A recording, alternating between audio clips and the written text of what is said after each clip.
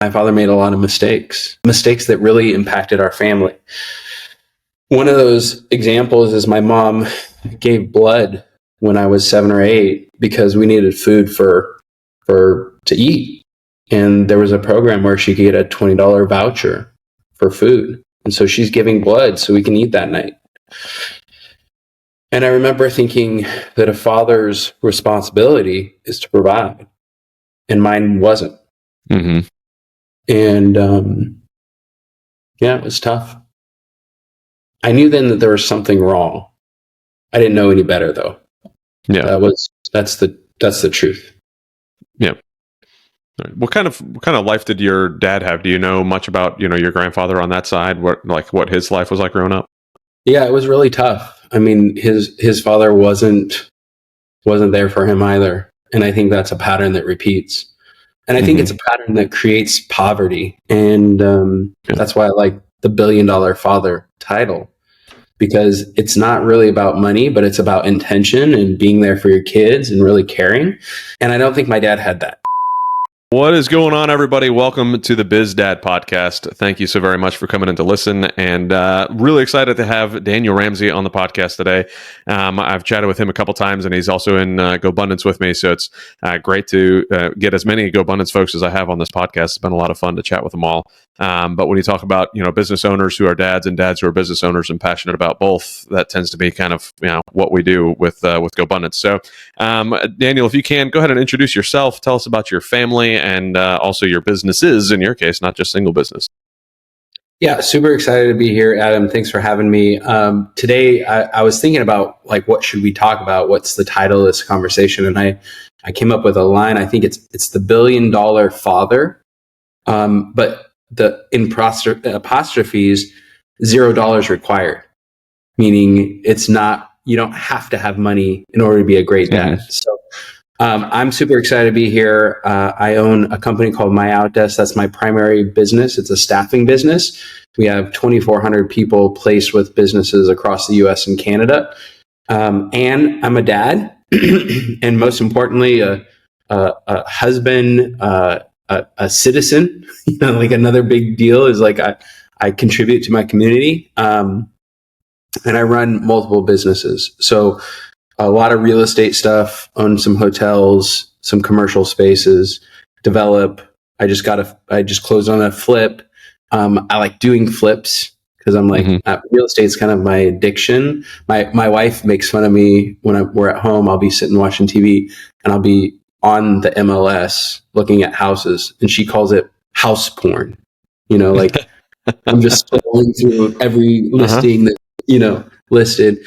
But I love my family, and I love what I do for a living, and I've spent a lot of time thinking about how to be a great dad. I love it. Yeah, I love even the little extra title you gave me, the $1 billion father, $0 required. That's awesome. But I may have to steal that, at least for the title of the episode, maybe for more. We'll see.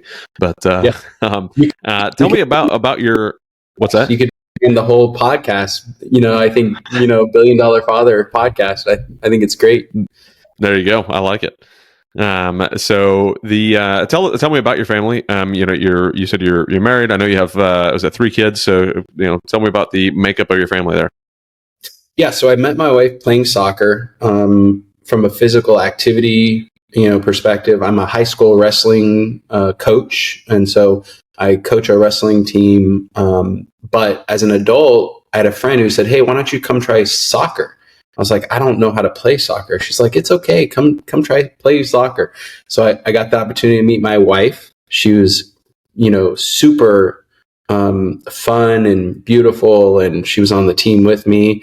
And I sneakily started a team chat in order to get her information. And then I was like, "Hey, has this team ever done an end of year party?" And they're like, "No, we haven't." I'm like, "My house, end of year. I want to hang out with Whitney," And so she came over with the intention of, hanging out with me, and I had no idea. And she just stayed. And when everybody else left, it was like, "Do you need help cleaning up?" I'm like, "Yes, I'll marry you. You're my wife." So that's how we met. super cool. We've have three daughters, Georgia, who's 10, June, who's 7, and Rosemary, who's almost 3. She'll turn 3 in January. Yeah, feel pretty blessed. I'm a girl awesome. dad. Yeah, that's you're the, I think, second podcast in a row now we've got girl dads. I just had my first girl. She's about to be 8 months old. So brand new for me, but I've got 2 older boys, and they are absolutely in love with their little sister. So I look forward to seeing how that dynamic rolls up, especially when I put them in jujitsu. Because I tell the boys, I said they put dads in jail, but not big brothers. So you guys are going to jujitsu because that's going to be your job. So. But I look forward to the days of learning what it's like to be a girl dad and go out on those enjoyable moments of just me and her and having that good time. So I look forward to chatting with you a little bit about that. Before we go down that road, though, I want to learn a little bit about your history, understand kind of where you came from. For your context, one of the biggest reasons I ask this is, especially for those who have sat back and kind of thought through it, a lot of the things we do as fathers come from what we learned from our fathers, whether that's a good thing or a bad thing. Maybe we learned not to do something, so we don't do it now. But talk us through a little bit about what it was like for you growing up, who your dad was, and like growing up under his leadership. Yeah, it's pretty interesting because I'm the opposite of what you just explained. And today's conversation is going to be interesting because I grew up in a family that I would describe as poor, scarcity mindset, struggled paycheck to paycheck. My dad was a good dude, meaning he, tried to do the right things. But from a father perspective, very early on, I grew up thinking he doesn't have this figured out. Like he doesn't know what he's doing. Mm-hmm. And so I had to look for, other role models, people in my world who were great fathers and who were successful. And yeah, it was pretty interesting. My father was a smoker. He passed away when I was 24 at the age of 44. So doctor came in and said, "Hey, you've got something going on in your chest. I think you should stop smoking." And he didn't stop smoking. Then 2 years later, emphysema. Doctor says, "You got to stop smoking." He didn't stop smoking. And so a year later, now he's got cancer. And that was it. Wow. So my father didn't see any of my success. He saw me graduate college, but not build a family. He never met my wife. Like all the things that you want from a dad, he didn't have it. Wow. Now you mentioned that like early on, you kind of realized you didn't have it figured out, right? And there's multiple times I walk through life and I go, I have no idea how to be a dad still. I mean, I've got 3 kids, but at the same point, I completely understand where you're coming from. So talk me like when did you kind of notice that, and what was your clue that you were like, man, my dad really doesn't know how to be a dad for me? Yeah. Interesting. You started out like, I also question myself all the time. Like, am I being a good? And I think that's the first clue that you're a good father, is that like you care and you want to do this thing right. And you're super intentional and you're thoughtful about your kids. Like that's a clue. And when I was about 7 or 8, my parents moved us to Arizona. And in that move, my father made a lot of mistakes that really impacted our family. One of those examples is my mom gave blood when I was 7 or 8 because we needed food to eat. And there was a program where she could get a $20 voucher for food. And so she's giving blood so we can eat that night. And I remember thinking that a father's responsibility is to provide, and mine wasn't. And it was tough. I knew then that there was something wrong. I didn't know any better though. Yeah, that's the truth. Yeah.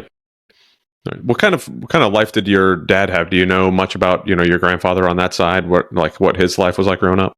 Yeah, it was really tough. I mean, his father wasn't there for him either, and I think that's a pattern that repeats. And I think it's a pattern that creates poverty, and that's why I like the $1 billion father title, because it's not really about money, but it's about intention and being there for your kids and really caring. And I don't think my dad had that. And that's why at the beginning I said he was a good dude, because he actually tried. Like he tried, he just didn't know any better. Podcasts like this didn't exist. Books didn't exist. Like you just did what your dad did. And even today, generationally, if you think about it, we come from a long line of humans.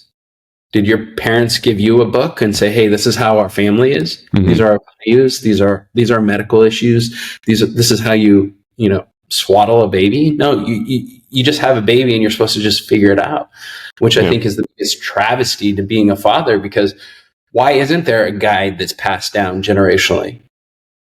Why aren't there traditions? And so I started diving into, what do wealthy families do that are different? Well, guess what? They have guides, they have traditions, they have retreats, they have all these things. And I look back and I'm like, we didn't have any of this as a family, So I've been out setting that up for our family. Yeah, I think I don't know what it is, but that seems to be a large trend in the people that I've been interviewing, the guys that I've been interviewing. I don't know if it's just a GoBundance thing on how we worked out, but it seems to be the guys in our generation have been that breaking point of something terrible going on. Like, my dad's dad died when my dad was 2, and then he got a stepfather who was the opposite of a good human being, especially to my dad. And so that turned into my dad being very cold and not really knowing how to be a dad.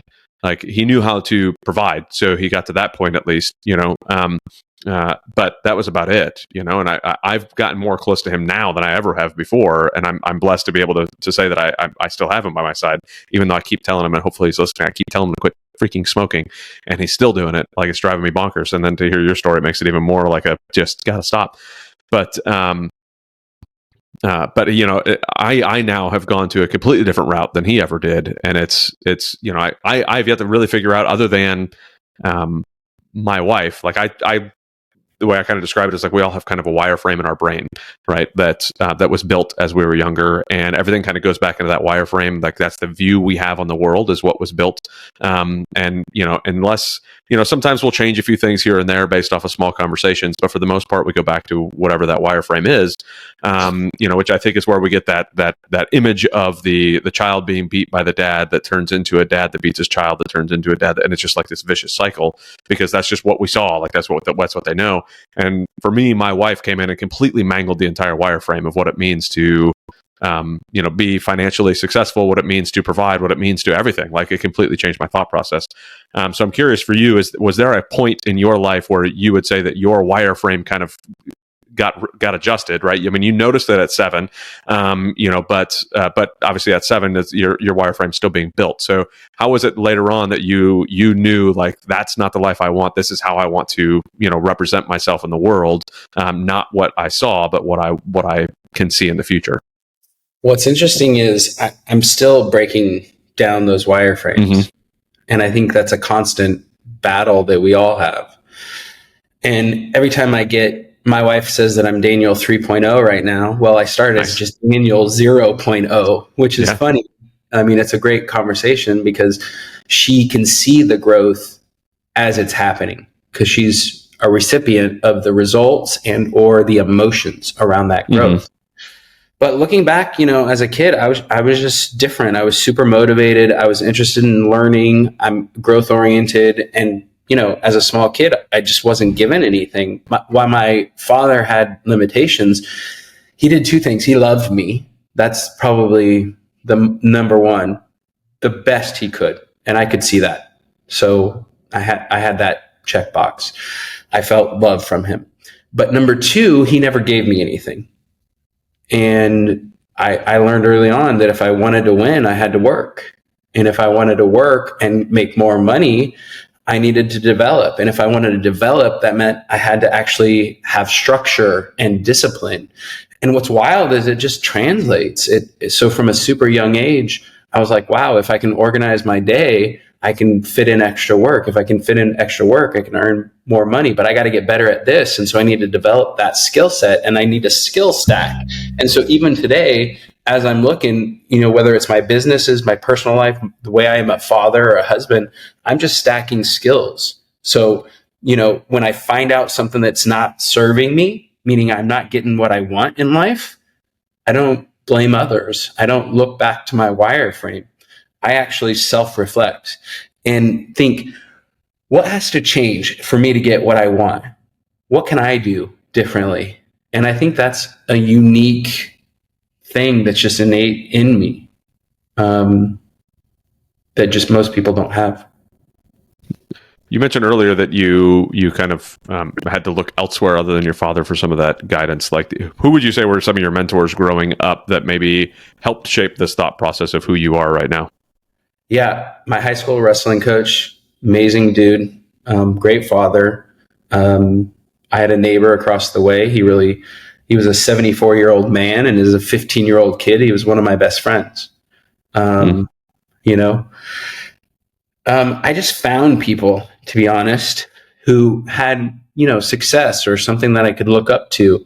Like my high school wrestling coach, he still to this day would give you the shirt off his back. Even you, a stranger, he would be like, yeah, sure, here you go. Here's my shirt. And so there was just so much about what I would do as a kid is I would look for the thing that I thought I needed or wanted. And then I'd wondered, who modeled this really well? Who was this person? Who embodied this habit or this character trait that I think I need? And then when I met somebody, I would just talk to them, ask them questions. You know what's wild? A lot of people, just like you're doing right now, most people, if you ask the question out of curiosity and a genuine desire to learn, they'll tell you. And so as a kid, I just, why do you think this way? Why do you act this way? Why are you doing those things? And, eventually you start seeing patterns, and those patterns develop into a framework, and those frameworks, when applied, will create abundance in your life and blessing. And so I started getting things early on because of this discipline. And I was like, how do I get more?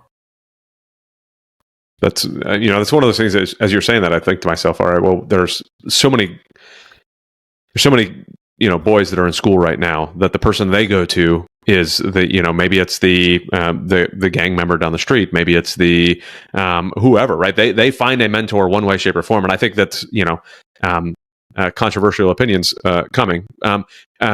We have a very strong lack of true masculine men in America right now, and I think that a lot of that comes from various different ways. In Adam's opinion, is when we have a lack of a father figure at home, we tend to have a big hole missing. And you were able to go find that in a place that turned out to be very strong for you, that worked out really well for you. Where I think I see a lot of other folks that they don't have that masculine figure at home, and they go and find it in where other people find it in each other, right? With other men that are all lost at the same time. So now we get to all be lost together and then go chase down whatever, criminal activity or whatever, problems arise from that, as opposed to finding somebody who's actually on the right track.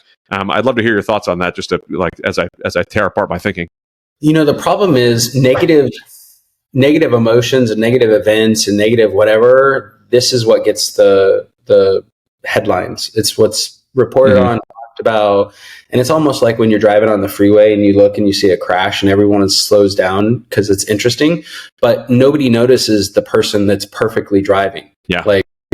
Going the speed limit, not changing, using their, nobody notices that person, right? There are a lot of strong humans, men and women, in our world.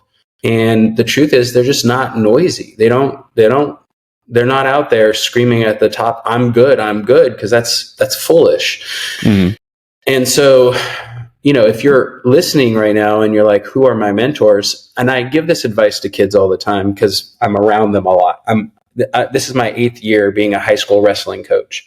So I give a ton of time. It's almost like a part-time job, 25 hours a week just to be a high school wrestling coach. And there's about 45 to 50 kids every year. And I've done this every year this is my 8th year. And whenever they're asking for advice, I'm always like, hey, what kind of a life do you want to lead? What's the world? What's an ideal world for you? think through what it looks like. What's your vacation? What is the work that you do? What's your family look like? What's that perfect version of what your future is going to be? Once you have that, you can go find people who work in that world. Like if you're going to be a cop, go find somebody who's being a cop, but being a great cop. You want to be a teacher? Fine, go be a teacher. You want to be a business person? Go find somebody who's a business person and learn from them. So if you want something in life and you want a mentor, the first step is just envisioning what your life wants to look like and what you want it to be like, and then going and finding people who are living that life so you can ask for advice and get mentorship. I find that most humans want to help. In fact, that's a differentiator. Most people are pretty helpful. I love that. That's one of the things that you're doing with your wrestling teams, because I mean that's I wish that I would have had a conversation like that when I was younger, and I didn't know that I should be looking for it. I wish that I would have known that I should be looking for it. Right? I did what my parents did, and I went and joined the military. I didn't know any different. I lived paycheck to paycheck. I did all of the things that I probably shouldn't have been doing. But the second I had that reframe, and I'm like constantly trying to go and chase that down and look for it, and where can I grow and how can I get better, and I want to pass that on. One of the I think it was the last Fam Abundance event that I went to, with all the families getting together, chatting about different things. And they were talking about, the kids were off doing one thing, and the adults, the parents were in the room, and they were like, hey, like, how many of you guys in this room have coaches and mentors? And every one of us, of course, raised our hand. And they were like, how many of you guys have deliberately put coaches and mentors in your kid's life that aren't mom and dad? And I was like, oi, not at all, right? Not deliberately, right? Maybe it's a sports team, maybe it's something like that. But I'd love to get some insight from you on what your thoughts are. You've got 3 daughters. Like, have you already deliberately placed adults in their life that kind of speak those same values that you have to be able to grow them? And if not, do you have plans? What are your thoughts on at least the theory? I don't think it's wrong. During the pandemic, we pulled our kids out of public school because for exactly that reason. The mentor people, there's a challenge in life, right? If you're going to abdicate being a father, being a parent, being a mother by putting your child in school and then allowing the school teacher to lead them and be in a position of power, you're telling your kids this is normal.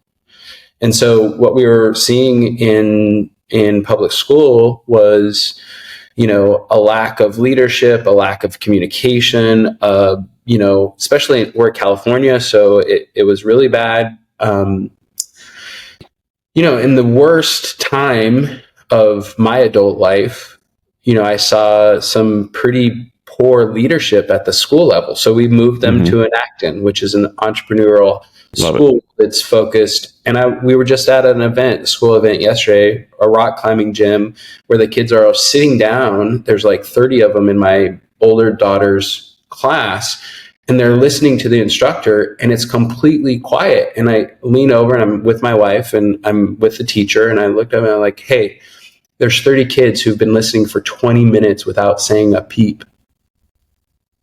And the teacher was like, yeah, we talked about reputation and how important that is, and how being asked back to a place has everything to do with what people think of you. And so, we've put our kids into spaces, whether it's music, swim, dance, soccer, school, with humans that we respect, because I care. I want them to look at the people that are in positions of power to them, to tell them what to do, to know that our values align. Like my teacher challenges my 10-year-old and holds her accountable in a way that I love. I love it because my oldest is like me. She'll wiggle out of everything if she can, And so, I think it's a big deal. We don't, if we're misaligned with somebody that's in a position of power when it comes to our kids, we yank them out of that spot, because I think it matters. Yeah.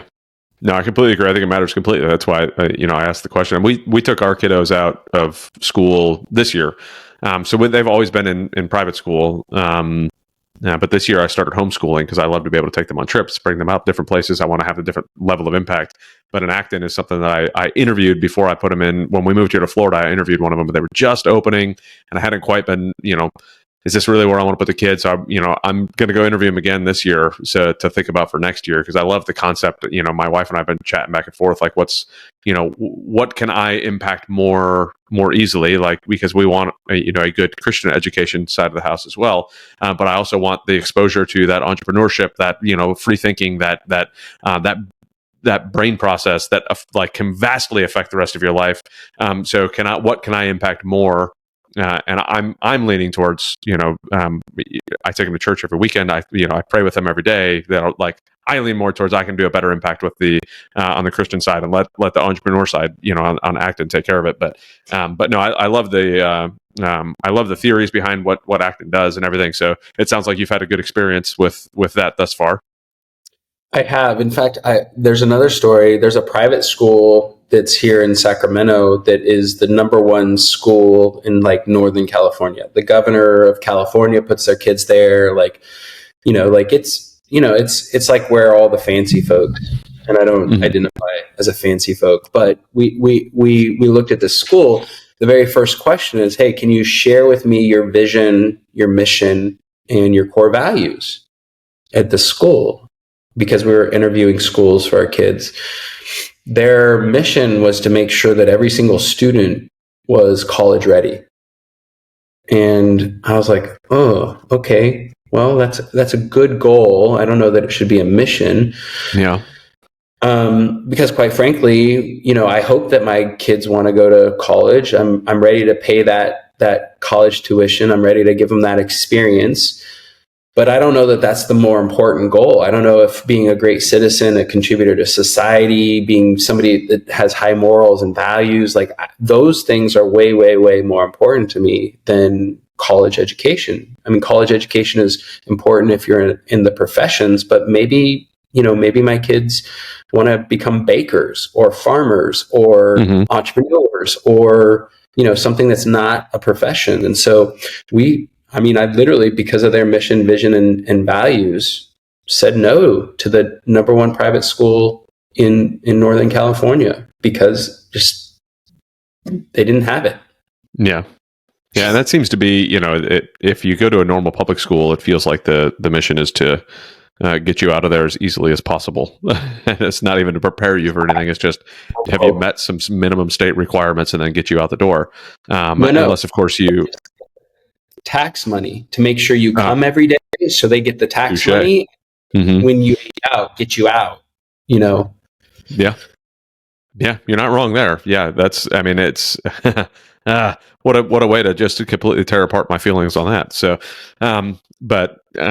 so I want to ask about your wife. One of the things that I like to often say, and I'm thankful that I scored the jackpot on it, is the most important decision you can make in your life is who you marry. And it sounds like you and your wife both, were chasing after each other unknowingly. So what kind of conversations did you guys have as far as alignment in these thought processes before you had kids, and even before you got married? How did those conversations go to make sure that you guys were in alignment on some of these things, or maybe you didn't, and then that turned into a problem later? I wish I could say that we were dreaming together and we had this huge master plan, because it just didn't have that. What I did know is hey, this is my soulmate for the rest of my life. I knew she was the one. I wanted to marry her. I remember 60 days in, she and I were dating, and she made some mistake, and she's like, I understand if you don't want to see me again. And in my head, I'm like, I'm going to punish you for this, but silly, we're getting married, yeah. And so I knew pretty immediately that she was the one. And now I know that that's kind of how it goes. You meet somebody and you know pretty quickly, once you get to know them, that they're the one. But I chose somebody that had a similar set of values. I liked her family. I liked how she wanted to travel and wanted to live life. Something that we did that's very intentional and very different is that we spent 6 months in Peru in South America. and traveling around and kind of sightseeing before we had kids. So in 2010, we took a 6-month kind of, not vacation because I still worked. I worked 4 hours a day, every single day remotely, but we did that intentionally to see, hey, can we spend 6 months together, day in, day out? What would that feel like? And kind of, it was a bit of a prep to have a family. It was a bit of a reset in our relationship. We'd only been married a year at this point. And, there's a lot of, there's a honeymoon phase when you first get married. And so we dove right in. Like, we were together for 6 months straight, 24/7, without any friends, anybody. Like, we were in another country. We didn't, we learned Spanish. We didn't speak the language. So that was kind of our prep for having kids, was really that long trip of connection and time together. And I think if you can travel like that with your spouse, you got a solid relationship, Yeah. You're relying on them for everything. Friendship, companionship, love, all those things. So we got out of that trip and then we waited a year. And then our daughter came a year later, our first daughter in 2013. And then what we've done so far is we've got very clear vision for our family. We've got core values that are articulated on the wall. We talk about those core values. We have family story and traditions, holidays. We have a structure around planning and calendaring, and we have relationship night. So we do a Friday night date night. That's part of our family's, rhythm, I would say. And we're both super, super focused on creating that kind of culture or emotion of fun and play for our house. And yeah, she and I are really aligned around that stuff. Were you already in business when you guys got together? Yes. Okay. When did you start running your own businesses and doing that type of thing? Started in 2003, kind of prepping and doing the MVP of our world. So I'm literally 20 years in to owning my own business and learning through all the crazy of that. Mm-hmm. What did your wife do before you guys got married? Funny story. She's a teacher. And I was at a GoBundance event in Tahoe, and I picked out 8 people to come to this dinner, and I took them to this great hotel restaurant on the Truckee River, and I was like, hey, just out of curiosity, tell me about your husband and wife, and what's the relationship look like? What does she do? What do you do? And so we just went around the table, and it was entrepreneur, teacher, entrepreneur, nurse, entrepreneur, there were literally that combination of hard driving entrepreneur and loving, nurturing, supportive wife, in the job and our vocations repeated itself, 7 out of 8 times, which I don't think is a coincidence. I think that's kind of the yin and the yang opposites attract, It's funny because my wife is in the military right now. And really just wants to go be a teacher afterwards. And I was so it's comical that you go down that route, because she said since high school she went into ROTC when she was in college, and then she said, she didn't know if she's going to do it a career or not, and she's only a year and a half away from being retirement eligible, and she's like, I don't know, I think I want to be a teacher when I leave, because that just fits her style. She just wants to be that nurturing mom that's there for the kids, and she had such a great impactful teacher when she was younger that was a former military person, so it matches. And I love that the way that you kind of worded that, the juxtaposition of the entrepreneur, the teacher, that's I didn't think about it until you said it that way, but that's a beautiful little match. However, I'd say that, and this could be just, my own biases. So help me kind of work through it.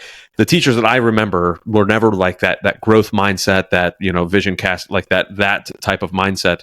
Was she always that way? Is it were her counterparts in teaching that way? Or was that something that kind of you rubbed off on her on that? No, she's, my wife is a true nurturer to our children, to me. Like one of the most beautiful things about her is that if you screw up, she will let you off the hook. She will help you feel better about your screw up, even when it impacts her, which is great. She's like the ultimate nurturer, which means, she chose me. And in choosing me, I was pretty damn clear about it. Like, I was like, look, this is how I want to live my life. This is what I'm focused on. I hope you're okay with that. And she's been great around that. But there are moments, I've like almost gone bankrupt 4 times. I joke with her father-in-law, or my father-in-law, like her dad, like, hey, I might need to move into your home one day. I could lose it all, or I could be in jail. Like, I don't know. Like, we're taking risk and doing things all the time.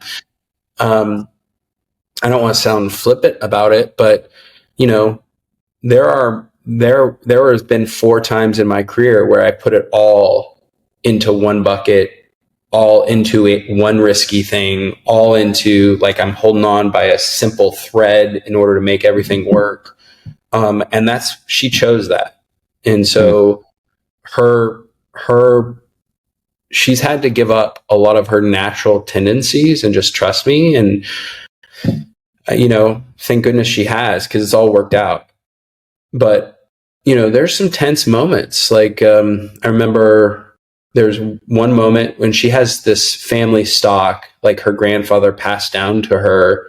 And she comes from a wealthy family, by the way. So her family, they have culture. They have like all of the kids, every single one of them, her generation went to college, every single one of them. And there's like 20 of them. And so they have some of those, billion-dollar family kind of habits and cultural stuff.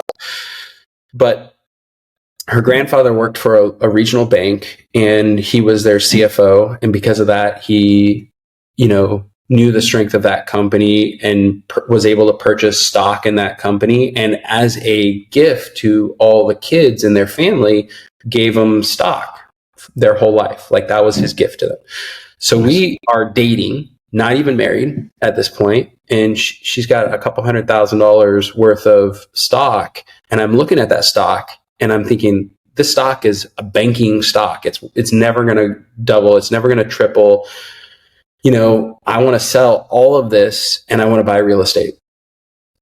Because with $200,000, I can buy $1 million worth of real estate. And this is, by the way, 2008 and 9. When the sky is falling, the world is crashing. Everybody who's in real estate is getting out of real estate. Everybody's losing their shirts. And I was like, hey, Whitney, I want to sell your stock. We're not married. We're dating. And she's like, okay, let's go.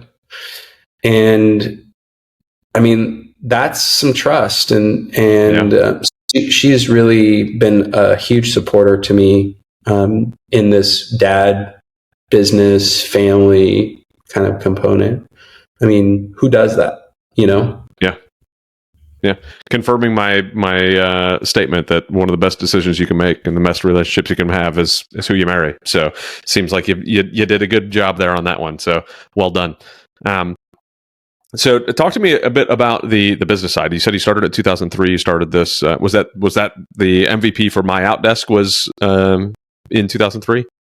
No, what happened was I bought a house, and the real estate agent was a complete, I don't want to say a bad word, but he just wasn't a great human. And I had no idea what I was doing. And after the transaction, I looked at the closing statements and the things. And I was like, I can do his job.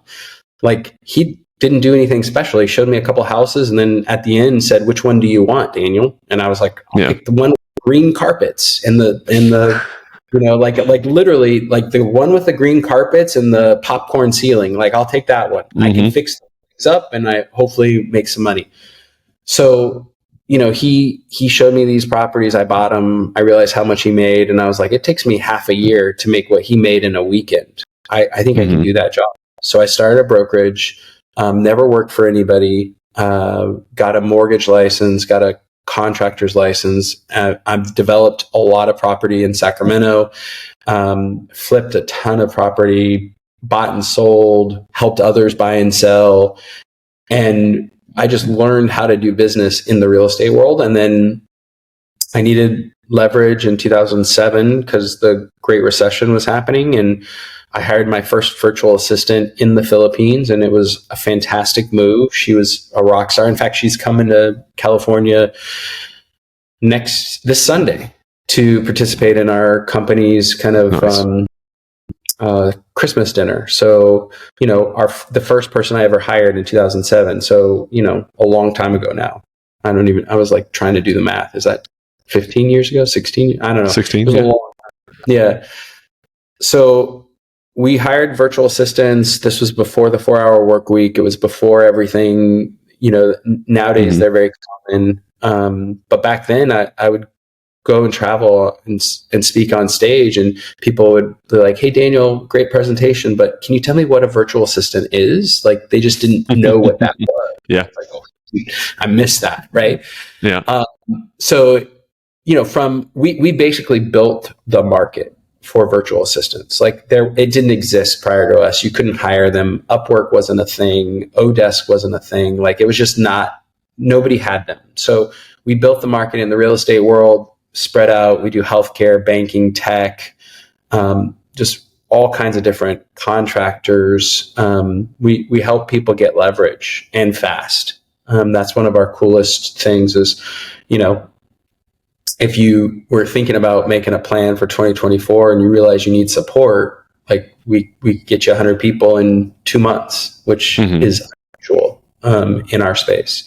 So we do that. And then I've just kind of slowly built, we have a technology company, a real estate company, a mortgage. We did mortgage for a long time. Then California changed the rules around it. So I was like, I'm out. I don't want to do anymore. Actually, Wells Fargo made us change a toilet seat on a house. It was like 2011 or 12 or 13. The rules were changing, and there was a crack on the toilet seat in one of the mortgages that I was refinancing. It was an investor loan that was like a $300,000 loan, and there was tons of equity in it. And I think it was worth like $600,000, and we were doing a $300,000 loan. And Wells Fargo underwriter said, "You have to change the toilet seat." And I was like, I don't change toilet seats. I own a business. What are you talking about?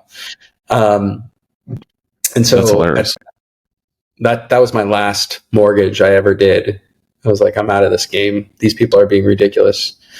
So, today we have a leadership team, run a family. I try to stay healthy and active, and just try to contribute and give back to the world. That's awesome. Yeah. 2,500 employees, obviously a lot of that is your virtual assistants. You kind of manage all of those. So are all of those employees then underneath they're your employees, and then you kind of, 1099 them out to somebody else, or how does your relationship work with your VAs or for the company? Yeah, so we're a company here in the U.S. So we employ people in the U.S. and then we're a company over in the Philippines, and we take care of people over in the Philippines. But we give them healthcare, vacation time, benefits. The idea is we're a staffing company. It's a very simple model to follow. We look for long-term relationships that, I was just talking to somebody who's in Philly actually last night. He's a friend. He was like, "Hey, I think we need a couple people for our property management." And he's been with us like 5-6 years, and he's got 2 in his real estate development that just keep doing the job. And so he's like, "I think we need more." I'm like, "Great, let's talk." So we just look for those business owners who have a long-term mindset and really care about, taking care of their people. And those, we do really well with those kind of clients. Oh, I lost you for a second. Oh, really? I can see you. Nope. I can hear you. Okay. I got you now. That's yeah, no problem. All right. So one of the things I really like is trying to figure out how I can include my kids into the business, show them more of the business side. Is that something that you have done, or are you planning to do? Is kind of show your kids the business side? The other day I was closing on a real estate flip and my daughters come into the room and I'm like, hey guys, I want you to meet, I think his name was like Steve or something. He was the notary. And I'm like, okay. So my middle kid, I was like, okay, go get, Steve would like something to drink. Please go get that. And then Georgia, my oldest, I was like, hey, we're closing on a real estate flip that we partnered with another friend and they did all the work. We financed the money and we're splitting the profits. And so I pull them in as much as possible, but these are little kids. So when we buy a building, when I talk to a customer, like I don't mute it. I want them to hear those interactions. And this old lady that I was friends with, she was an educator, actually, a pre-K teacher. She's like, far more is caught than taught. Mm-hmm. And so when I do a call in the car, and I got this from a good friend of mine, Max, who owns a bunch of plumbing companies, great guy. I'm like, hey, do you hide the business from them? He's like, oh no, I talk to clients on the phone in the car with the kids so they can hear how to do customer service, hear how to talk to a customer. You can have a disagreement with your kids in the car. You can ask them to be quiet for a minute and teach them a little self-control and discipline. And so I just try as much as possible to include them. When we go to the Philippines, we take them, we have annual Christmas parties that we include them in that. We talk to them about what their job is when we host an event. Like their job is to go up to people, shake their hands and introduce yourself and say hello and thanks for coming and all that. That's awesome. But I don't have them in the business yet because my kids are all on the younger side of the equation. But they, if they want to earn money, they can come and empty trash and clean the bathrooms. I give them the worst jobs, like at the office when they come in. I pay them like adults. So I got this from a podcast. Andy Stanley did this. I don't know if it was Andy Stanley, but Andy Stanley has a great podcast about being a dad and what the values are around that. And then I heard this from another podcast, which was pay them like they're adults and hold them to the same standards. So if they're going to clean the bathrooms, make sure they clean the bathrooms, but don't pay them like a kid, $5 an hour or $3 an hour. Pay them like you would pay the person that cleans the bathrooms. And so we do that. They come to the office and they get paid minimum wage. And if they ever actually do sales, then they'll get paid what a salesperson gets. So we pay them for the job that they do and then hold them to the same standard we would anyone else. I really like that a lot. I mean, there's a lot of people I talk to, they're looking at like, hey, they look at it from a couple different perspectives. One is they can pay their kid, and then it becomes they don't have to pay taxes on that income because now it's an employee expense, and have them as a 1099 employee for them, so they pay their child that way, and then use the money for elsewhere. But I think that if it's just done that way, kind of loses the impact I think it could have in the way that you're talking about, right? Because you can have that impact of like, no, you're really working in this thing and you're doing something, as opposed to, hey, you're like, my boys can be easily paid for being a model or, like a child, like stand-in for what I'm doing, right? They're on almost all of my podcasts. They jump in, bounce around. They're included in a lot of stuff. I've got them on a bunch of different things inside of my other companies. So it's easily I could justify just paying them, what the government says, but they don't really get that taste of what it means to actually put in work. And I really like what you're going with there with the company, and and they get to see the other side of it. Like, hey, these are all of these jobs need to be done inside of your business. So like, there's somebody that takes all of these jobs, and I really like that concept. Well, I think it also creates some. I was talking to another friend. We were talking about like, because he's got a 15-year-old who just got a learner's permit for a car. And I think he and I were just kind of like, what do you do? Because cars are expensive. And when we were kids, just buy a $2,000 car, and it was fine. Now, you want them to be safe, and, a safe car is 30, 40 grand. And how does a kid have enough money to buy a $40,000 car? Well, they can't. So when I was a kid, if I wanted something, I had to work for it. And so we landed on this concept of, maybe I'll buy a family car that is rentable if they're doing the work that's required in their life, whatever that is, whether it's school or extracurricular or whatever it is, but they need to work for the gas money and the insurance money because that's consumable and not part of the dad requirement, right? So, however you create this idea that I benefited from, by the way, it was a blessing that my parents gave me nothing. Like, I can't tell you the kind of work ethic that I have because I just learned early on, if I wanted something, I had to work for it. Yeah. I want to recreate that for my kids in a way that's not purchasable so that they take ownership and accountability around their financial world. At the same time, my kids are likely going to, be 18 with lots of money. We buy life insurance and have Roth IRAs and employ them now in the business and make investments for them. So I'm guessing they're gonna uniquely be in a world that's just different than most of their peers. The concept is in their 20s, I want them to be millionaires. That's not normal. Yeah. And I want them to have a work ethic and not be entitled. So that's also not normal. So, I'm threading a very small needle hole, I think, around being a dad.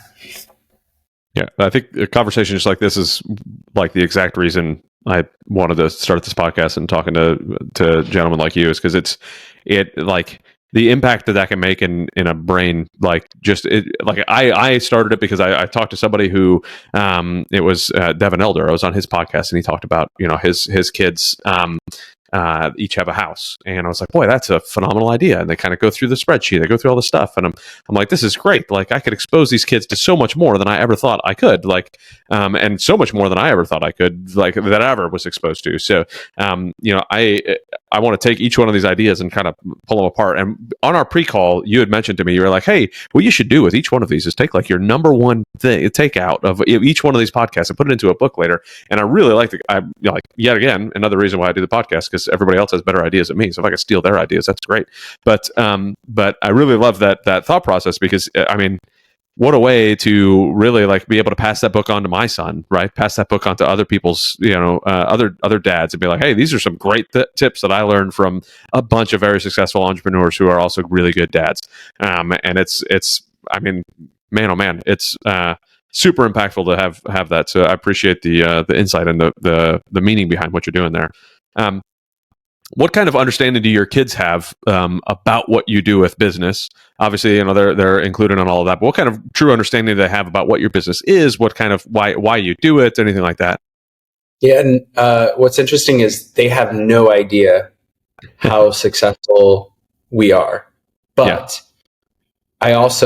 we consistently remind them how lucky they are. So, my wife and I joke that they won the parent lottery, they're going to grow up differently. We also, travel differently. I just took most of my extended family. There was 10 of us. We went to Scotland and Ireland, flew first class. There was 10 of us. We stayed in castles. We held it was insane what we did. I had dinner at the Mandarin Oriental in London, just stuff that's not normal. But I remind them that we live not normally because I was willing to do whatever it took to have success. And so we keep pounding that attitude of gratitude into them. Our family prayer at dinner, we're not religious, but we have a prayer that, says we are grateful at dinner. We do traditions, family dinner's pretty sacred to us. We want to do that. We do this thing that we got from another GoBro, which is high-low buffalo, which I love. So you go around the room saying, what's your high of the day? What's your low of the day? And what's your buffalo, which is any random, thought. So even our 3-year-old who's just now, she's 2, but she's almost 3, who's just now learned to speak is like, my high of the day. And you're just like, oh my God. she's, and my buffalo, and you're just like, oh my God, this is fun.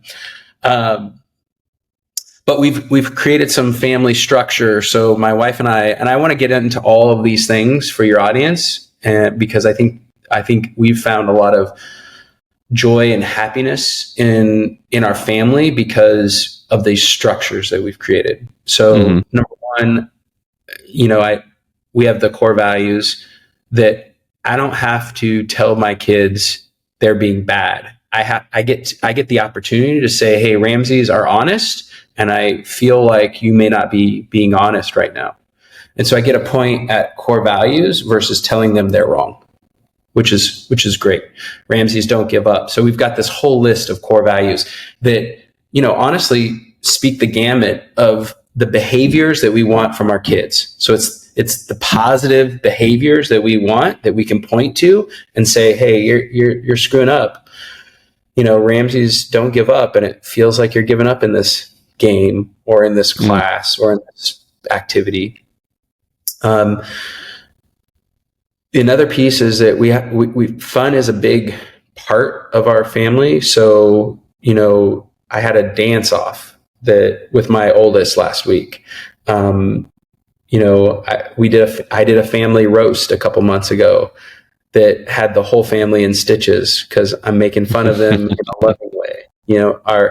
Our middle child, who's 7 now, and she doesn't even remember this, but her first 3 or 4 years of her life, she'd say, "Don't see me." And so, and my oldest and my wife, we remember this, and the baby's going, "What's going on?" And so we're in that space of, I spent an hour and a half roasting every single family member, and everybody was in stitches. Everybody was laughing. So fun is a big component. Playing games together, sports together, traveling together. I think these things are important. We cut down our Christmas tree, even though our Christmas tree looks like a Charlie Brown Christmas tree because it's got like balloons and, could we afford to buy a $150 perfect tree? Absolutely. But climbing up in the mountains in Tahoe every year and having all of us cut down the tree that we're going to take home, and then having lunch together and being together, those are traditions that really matter. We have an annual family Christmas. They're in sports and they rotate every season. They're in a different sports. We just finished soccer. I guess they're going to go into gymnastics next, because in the winter they do an indoor sport, and then we'll go back into swimming in the spring. And we just have this family rhythm. Every Monday, my wife and I are doing a kind of a family planning 9 to 11 on Monday mornings. We're just going through the calendar and saying, hey, how can I support you? How am I doing as a dad, as a husband? We're self-rating each other on a regular basis, as well as asking our kids and in my case, my wife, how am I doing? Am I being a good dad? Am I being a good father? Yeah. Yeah, this is phenomenal. I think that let's just keep down this road. I think that because the exposure that you're giving to your kids in instilling that tradition. I mean, you talked about it earlier about, like a lot of the wealthier families have those traditions and all of that stuff going on. And anybody who's listening that's not wealthy, like, again, it's $0 need to be had to sit down and have these conversations, right? You don't have to have any money to sit down and have a conversation and expose your kids to this type of thing that can get them on the right path and, help all of you guys stay focused on what you're doing. So you mentioned, fun is a big part of it. You have your core values and you have your traditions. What are some of your other traditions that you like? I mean, you mentioned the family Christmas, and then Mondays from 9 to 11 being the family planning. What are some other traditions that you guys have that help make sure that the family is staying as a strong family unit moving forward? One thing that we kicked off, which I love, and I got this from another father, by the way. So again, these kind of interviews, they're so impactful because you get to socialize all these ideas and take what you like and throw away the stuff that you don't. So anything that I'm telling you is like, it's not like my traditions or my, habits or structure that we have for our family. It doesn't matter that they're mine. What matters is if you have, or you have some equivalent to it. So I take my kids on a trip every year. So my middle daughter last year, she wanted to go live on a farm. So we milked goats and went to a flower farm and, did an Airbnb experience in Northern California. My oldest, I'm taking her to New York this coming year in 2024. We're going to go, to the Big Apple and check it out. We just do, we do vacations, we do things where the focus is togetherness and fun. So this summer, we're taking our family up to Tahoe. We'll rent a couple cabins, 2 or 3. And, my wife and I were thinking, we're like, normally most families go on vacation and they eat and drink and hang out.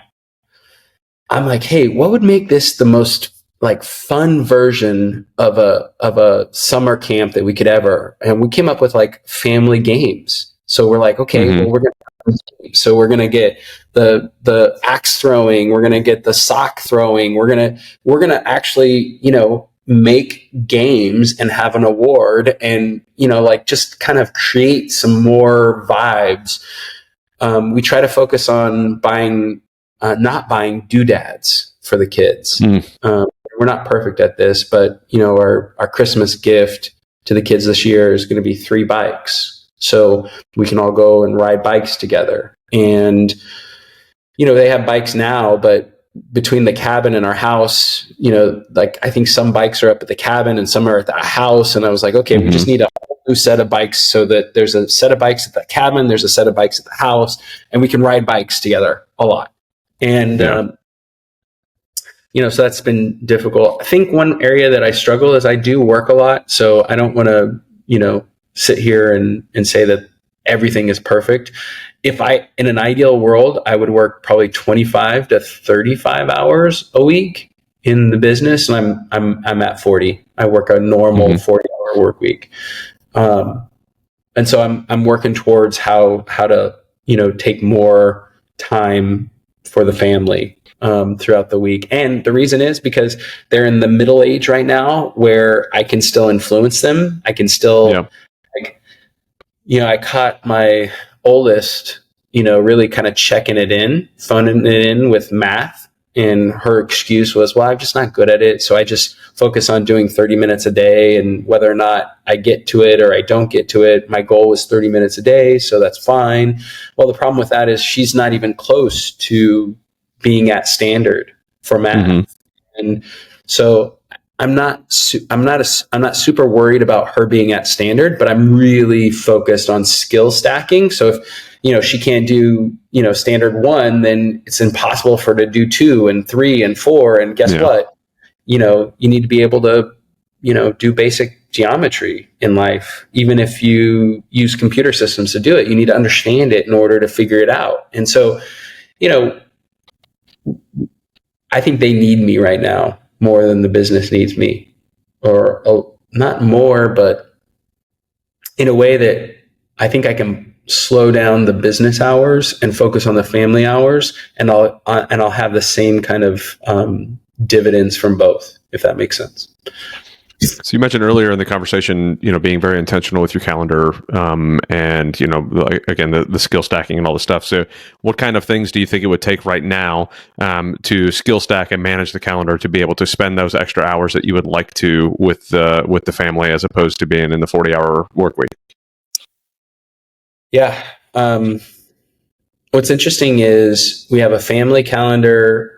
And we have this is, if you're listening right now, I think this is one of the best things that I ever did. We have one of those huge calendars, the rollout ones that have an entire year out. And so every year. Is it a Jesse Itzler one? Is it one of his? Jesse's, but that's where I heard it. Yeah. Okay. I was watching him on stage, and he's like, my calendar. And I was like, that's a brilliant idea. And we'd never done that before. We'd always had an electronic version, but what I realized is that not only does my wife, but some of our kids, they visually see things and they need to feel like they write it down to own it. And so we got the big calendar, we got the family calendar that syncs up. We have visibility into each other's, calendar notes and files. But it's, it's funny, is the guy that does leverage is about to say, I need more leverage in my life, I was going to make a sarcastic comment about that. Be like, have you ever heard of VAs? They might be able to help you take some of that stuff. Yeah. No, I mean, look, we're, to give the audience some perspective, our goal is to get to 5,000 VPs, which would be, an annual revenue of over $100 million. So we have a really big business that's freaking out of control, hard to manage, and, going through a lot of transitional changes in that business world of like 1 million, 1 to 10, 10 to 50, 50 to 100. Like, there's just not a lot of businesses that have gotten across 100 million. There's only 17,000 that ever crossed 50 million. And so, it's a beast to wrap my brain around and wrap my team's brain around. And so, what do I need? And like everybody that's listening to this, I need more leverage. What, there's a balance there, and I just said the word that I hate, but there's trying to figure out what is enough, right? And how have you and your wife had the conversation of like, at what point do we say this is enough, we can let this kind of coast, or has it not been part of the conversation yet? No, and I think that's something that's uniquely different for me. I'm not focused on the scoreboard, which is the dollars in the bank or the net worth or the revenue or the profits, or I'm not focused on that. I'm focused on the journey and the impact that we would make. I mean, right now we're at 2,400 people. On average, our people have 5 family members. So we're literally putting food on the table for like almost 15,000 humans, which is nuts. And when we get to 5, it's going to be like 40 or 50,000. Like, so I'm number one, I really enjoy the fight of growing a business, because what has to happen personally in your own world is you have to self-develop. Like I couldn't lead the people that are on my leadership team if I wasn't Daniel 3.0. Like Daniel 2.0 screwed it all up, and I'm hopeful that Daniel 4.0 or 5.0 can see my kids go off into the world and be, great contributors to society. And maybe I'll hit those revenue goals as a business owner, and those impact goals. But this game of entrepreneurship, I think you can have it all. I think you can, and I know you can, because I feel like I do. I have a great family. I have a great business. I have plenty of time to work out. The one area that I wish I had more of was leverage. And if you're an entrepreneur and you're not saying that, if you're a CEO of a company and you don't say that, then you're just not freaking in the game. Yeah. It's like saying, I've never lost money in real estate. And I'm like, okay, well, then you just must not be playing the game, because Robert Kiyosaki at a conference, a GoBundance conference a long time ago, like 2014 or 15, said that on stage. I was like, that guy's a liar. like never lost money. Congratulations. You just must not be playing the game like the rest of us, That's funny. Yeah. Because I've heard him say that a few times, and, and I don't know, I wonder, it's got to be like some sort of mental gymnastics he's doing to play that, because net, I didn't lose money. So because my other property paid for, okay, great. But one deal, you had to have at least had a deal that has gone south, like it's bound to have happened. So if you're in the real estate game, you've lost money, and that's why you make a lot of money, because you make mistakes. You lose money, and then you don't make those same mistakes. In the CEO game, it's leverage. It's like people. You need people, you need systems and process, and you need some great vision. You need to know exactly where you're going, and then hold people to those standards of getting there, right? I need leverage because I'm a freaking CEO. If I were a CEO, I'd be saying I need capital, or I'd be saying I need a great partnership, or, whatever. Yeah. And I think that goes to the same with our kids, not the leverage side of the house, but like we're all going to make mistakes and lose some money, quote unquote, with our kids too, on the things that we've done. And I don't think that your really trying hard as a dad if you don't see the moments where you have done that and where you can improve and grow in that realm as well. I mean, I think that's striving for growth in one area of your life should be, a sign of striving for growth in other areas of your life. So, I got this great one. This is ridiculous. We're at the club. We're at a swim club. My wife is traveling somewhere. I've got the two older girls, and the youngest just takes her towel and throws it off of her. Just throws it off of her in the ground as we're getting into the car. And I look at her. I'm like, "Hey, pick that up." And she goes, "No." And I was, "What do you mean no?" And she goes, "You pick it up." And I was like, "Holy, what's going on here? Like, how the devil just jumped into my child's brains and like took over. Like, I don't know what's happening,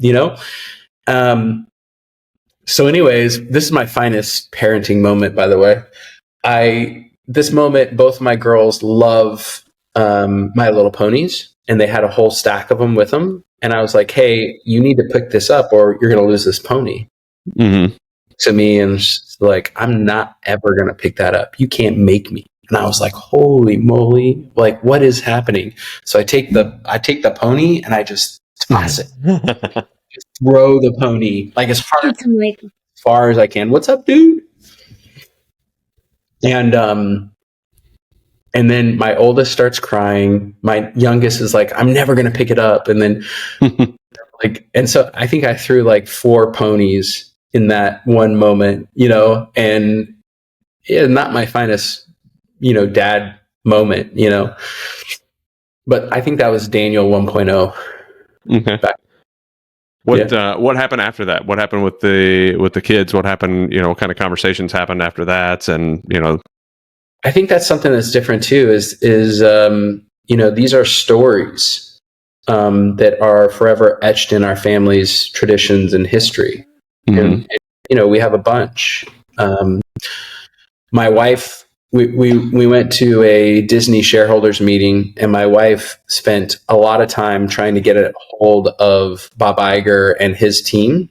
Mm-hmm. My oldest, George, and I could meet him the way out to St. Louis, and we're like, "We want to meet this guy. He's the leader of this company, and Disney was a big deal at our house." And so, because of my wife's intention of trying and not succeeding, I got there and I was like, "I can't waste that intention. She tried so hard." So I went up to the lady. I was like, "Hey, is it if Bob's here, could we just say hello? Could we just shake his hand?" And she's like, "Let me see what I can do." And so my 5-year-old daughter got to shake his hand. By the way, he's an amazing human. And all this stuff that's happening on the, fighting over values and share and all that stuff. This man is a true leader. He shook George's hands, welcomed her, and that moment for me is like, that's a story that will forever live. Me throwing the ponies will forever live. Mm-hmm. Like these are great stories. One time we were trying to find something in Yellowstone in an RV and we couldn't find it. And I'm like, "Should we just give up?" And my oldest says, "Dad, Ramseys don't give up." She was like 4. And I was like, "Oh," we doubled down and we were looking for a hot springs. We found the place and swam and spent a wonderful time as a family. I think she was 5 or 6 when she said that. Maybe 5. That's awesome. She's young. But these are traditions that are forever recorded in our family's history. Mm-hmm. Talk about what our values are and the power of intention and the power of not giving up and getting what you want. And I think, every year for the New Year's, I do this beard. Unlike you, I shave this thing. So my habit is because of my middle kid, June. She asked me, could you grow a beard? And I'm like, "No." And she's like, "Please, please, please, please." And I was like, "Okay, fine." Mm-hmm. Christmas, I'll stop in November shaving and I'll have a beard through Christmas. And then in the new year, as a sign of starting anew, I get to shave. And she's like, "Deal." So we shook on it. So this is my 5 or 6 year having a beard, right? And in that moment, we do all of our vision stuff. So we set goals and vision. He really wants to tell me something. Do you want to tell him something too?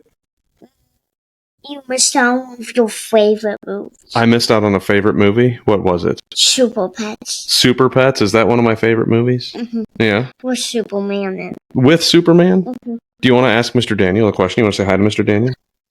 What's up, man? How you doing? Good. Cool. Do you have any questions for Mr. Daniel? He's got 3 daughters. Lots of girls. Can you imagine that? I heard you're about to have a daughter. You're about to have a little sister, is what I heard. Do you have a little sister, right? Yeah. One little sister. Yeah. What's her name? Diana. Is she cute? Yeah. Yeah, she's pretty cute, huh? Yeah. I told you that almost every podcast, they end up showing up, and now I've got a little low crawler coming in behind me now. So let's see how this... Rock and roll. You come say hi? There we go. Whoop. There we go. Well, All right. Well, I'm going to keep talking to Mr. Daniel, okay, guys? You want to say hi? Say hi and bye. Bye. Ooh, watch your toes. All right. See you later, buddy. Right. Hey, let me finish my conversation. Hey. Go away. I love you, buddy. Give me a high five. Nope. Oh, no. Give me a high five. I love you, dude. Fun. I love it. There's one of the joys of it's sometimes a pain in the butt, but the absolute joy of working from home. As a prior military guy who got to travel all the time, but never with my kids, I was not really home very often. The fact that I'm home and I get to have them here, it's like you interrupt whatever meeting you want, you know, like for the most part. Like if I'm on somebody else's podcast, I do what I can to not have them interrupt. But if I'm on my own podcast, it's my podcast. Who cares? Like if you know, so. Well, we were talking about New Year's, and so one of the traditions that we have is we go to Tahoe. We are in our cabin, and we write out our vision boards for. And you asked, like, how much does my family and the business intersect? What I'm trying to do is create, habits that as they get older, they just keep them going, and these habits. Things like setting goals and vision for your future and reviewing, how successful your year was, what you failed at, what you learned, and so we spend basically from the day after Christmas to the second or third day after New Year's in Tahoe working on these boards. Nice. And it's just a quiet time for us to all reflect, for all of us to write and think and draw and put magazines on paper. And so we've done that since the girls were little and couldn't even write. And I'm excited about this year because the baby will have her first. She'll be 3. We try in that space for her to pick out pictures and put them on the thing and color. But yeah, that's probably one of our more powerful family traditions. Yeah, we're going to Fambundance in January. By the time this comes out, we'll have already gone to Fambundance and back. But we're going to Fambundance, and that's one of the things that we did at our first Fambundance event was do that family board. And my wife and I, it was the first time we did it, and we didn't really know quite how to do it for the family, and our kids were still pretty young. I mean, you just saw my boys are both pretty young; they're 9 and 5. It's a little bit different to try to bring them into some of this stuff, but I can't wait to do it again. Like I've been wanting to do it more and more, and to do it there and around other families who are doing it, so that I can see other kids that are doing it and driving towards it. I'm really looking forward to that experience. Especially watching the 9-year-old kind of come out of his shell a little bit, and interact like that. But one thing I wanted to hit on that you mentioned earlier in, talking about the throwing of the My Little Ponies and various different things. And it almost sounds like, just as much as you kind of reframe what your kids are doing to say, hey, that doesn't meet our core values, they call you out on those sort of things as well. And then you can, it sounds like, and correct me if I'm wrong, you'll even use those mistakes that you have done, if or however you want to call them, of the throwing of the things that like, okay, well, this was a great story of an example of how we didn't meet a certain core value of the family or whatever. Is that kind of how you frame those stories, or is it more just like hey, like, remember that time Dad did this, or how do you frame those stories as you're telling them back again? That's a great question. My Little Ponies is almost like a dad fail. I mean, honestly, I lost my cool and started throwing ponies, right? So let's not think there's some lesson in that, other than it is part of our family stories now. And so I think that's what's powerful, is like realizing that, I can make a mistake, your mom can make a mistake. That's where the lesson can really come in on that one. Yeah. Yeah. And the reality is, June needed to learn a little bit of a lesson on like personal responsibility. And so it's embarrassing for her, it's embarrassing for me, but that's the beauty of growth. That is what growth is like in pain, realizing that you didn't like that thing. I view this only in two ways. Like, you can have heart pain or wallet pain as an entrepreneur. So you can do something that hurts your heart and burns into your emotions and soul, or you can do something that hurts your dollars, the wallet. Now, what most people don't do is spend time reflecting on that pain and understanding why it came from, why it happened, what were the, to your internal frameworks that created that emotion or that scenario. That's the opportunity. I really like that. All right. So I think you've handed a ridiculous amount of value in the call. I want to pass it over to you to see if there's anything that you really wanted to cover on this call that maybe you haven't. Is there anything, any of the traditions that you're thinking of, any of the values, anything? I mean, you've already shared a ridiculous amount, and it's been awesome. But is there anything that you said before the call that you wanted to drop in here and haven't had a chance to yet? It's interesting because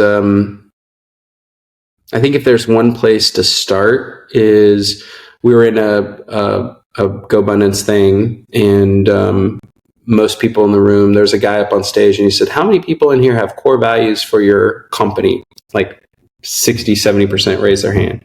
Then how many people have core values for your family? And like, there was 2 of us that raised their hand.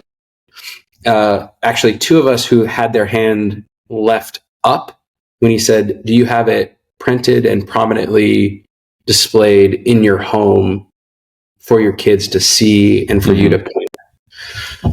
And so I find probably the most important thing that you could get from this conversation is like, have a set of values and realize that they can be changing and evolving. My wife is like, kindness really matters to me, being kind.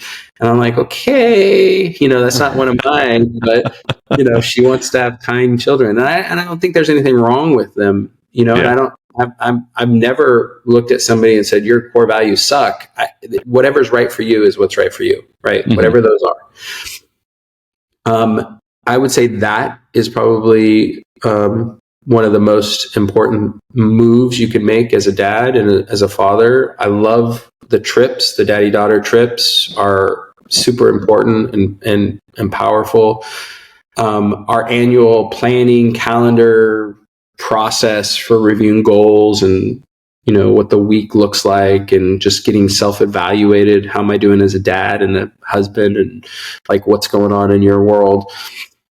Date night. I can't imagine, like, one of the misses that I see a lot is, parents like not staying connected with each other and not spending the money to have a date night every Friday or every Saturday night. And I'm like, you get a babysitter. It's not that expensive. Like, do these things. Like, getting a babysitter is a lot cheaper than a divorce, right? Yeah. And I think the other thing about the vision and values and all this stuff is, when you get to discover what your true core values as a human are, and your spouse's core values, and then together you say, this is what our family stands for. This is what really matters to us. I think that creates something that is not purchasable. It creates a joint, mission, so to speak. It can create role responsibility. I think that's a big thing that my wife and I have. She's in charge of every second after 5 or 6 o'clock at night. Like I get from 8 o'clock in the morning to 5 or 6 at night. And from that time on, and it's all calendared, by the way, weekends, evenings, mornings, my role there is to be a partner and a father. And so role responsibility, everybody being on the same page, it's just like a business. That's what's crazy. People don't get it. Yeah. It's like you're creating culture in your family, and most people just let it be whatever it is versus articulating it. And that's always surprising to me.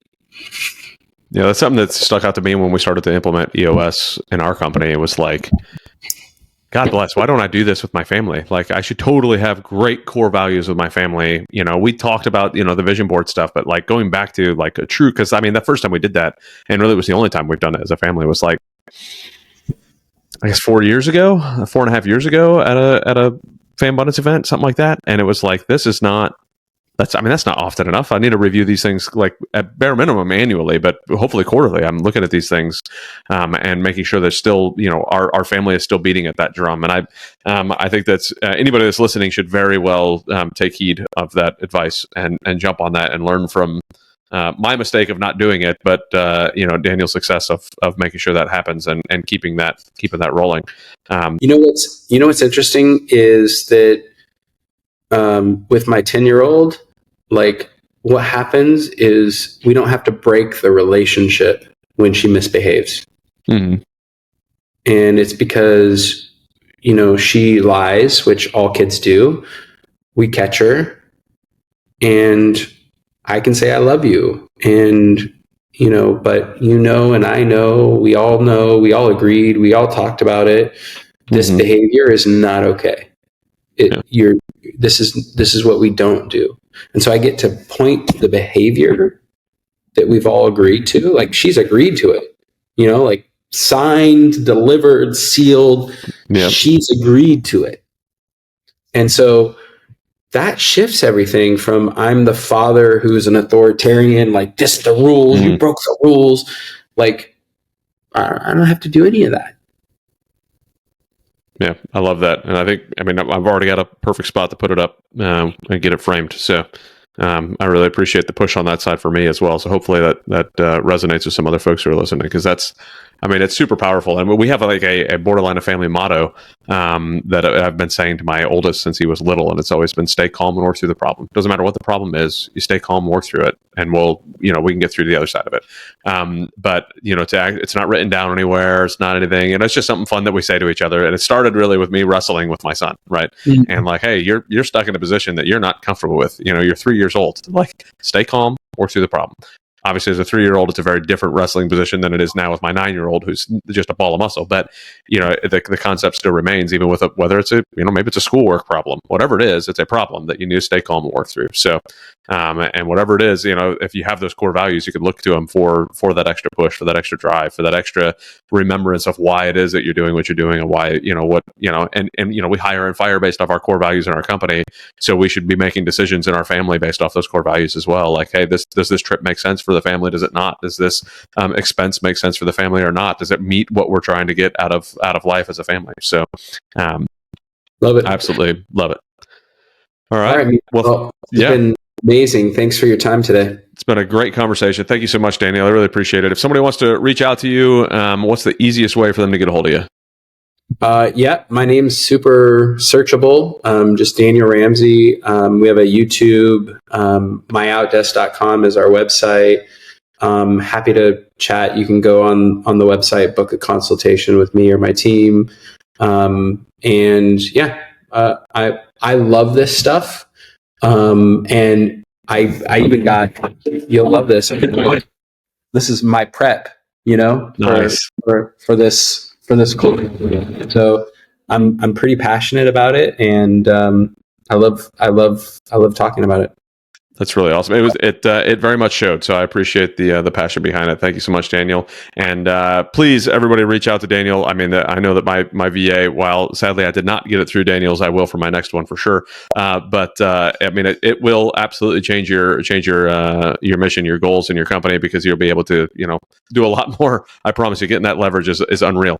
So thank you, Daniel. I hope everybody reaches out to you, and everybody, we'll see you on the next one. Please like, subscribe, all those things I'm supposed to say at the end of a podcast that I almost never do. But we'll see everybody on the next one. Thanks.